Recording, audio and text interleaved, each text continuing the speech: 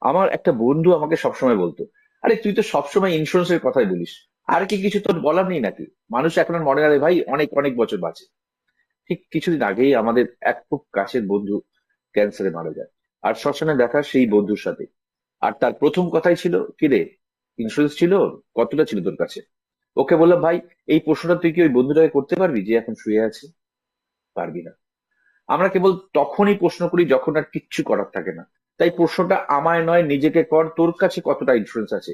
সেটা কি যথেষ্ট তোর পরিবারের জন্য? আর যদি তোর উত্তর হ্যাঁ হয়, তাহলে আমি খুব খুশি, আমার কোনো দরকার নেই। আর যদি তার উত্তর না হয়, মনে রাখ, আমি আবার তোকে জিজ্ঞেস করবো, বিরক্ত হলেও করবো, কারণ এটাই আমার কাজ, এটাই আমার দায়িত্ব, এটাই আমার পারপাস।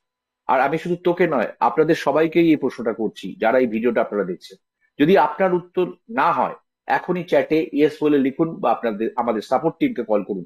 কারণ যে সুযোগ আমার এই বন্ধু হারিয়েছে, আমি চাই না আপনিও সে সুযোগ হারান। ধন্যবাদ।